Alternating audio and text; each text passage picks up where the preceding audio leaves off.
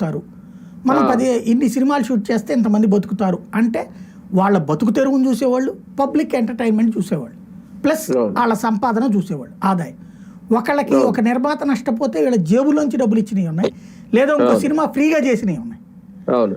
దానివల్ల వాళ్ళని మనం హీరోలుగా చూసాం కాబట్టి గౌరవించాం. ఇవాళ పరిస్థితి ఏంటంటే హీరోలు నిర్మాతలకు రెమ్యూనరేషన్ ఇస్తున్నారు, హీరోలు డైరెక్టర్లు ఎంచుకుంటున్నారు, హీరోలు నిర్మాతలను ఎంచుకుంటున్నారు. చివరికి నిజమైన నిర్మాతలు పక్కకి పారిపోయి ఈ ధనవంతులైనటువంటి నిర్మాతలు వచ్చారు, ఇమేజ్ ప్యాటర్న్ కోసం చేసే పెట్టుబడి పెట్టేవాళ్ళు.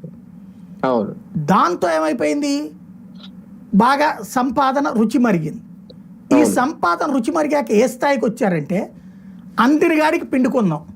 ఒక నిర్మాత ఒక సినిమాలో ఫెయిల్ అయ్యాడు అంటే అతను చేసేది కాదుగా తప్పు, ఇదే హీరో గారు డైరెక్టర్ నుంచి హీరోయిన్ దాకా ఎవరు ఉండాలి ఈయనే డిసైడ్ చేస్తున్నాడు. చివరికి డ్యాన్స్ మాస్టర్లు ఫైట్ మాస్టర్లు కూడా ఇతను ఏందే వాళ్ళ నిర్మాత పని అంటే జస్ట్ ఫైనాన్సర్ అంతే. ఫైనాన్సర్ మామూలు ఫైనాన్సర్ కంటే ఈయన పెద్ద ఫైనాన్సర్, అట్లుంది వాళ్ళ జీవితం. కనీసం రూపాయి వడ్డీ కూడా దొరకట్లా, పోయిందే 10 రూపాయలు లాసుకు పోతున్నాడు. అలాంటి సిచ్యుయేషన్లో నిర్మాతలను చులకన చేస్తున్నాం, వ్యవస్థను చులకన చేస్తున్నాం. ఇంతవరకు బాగానే ఉంది.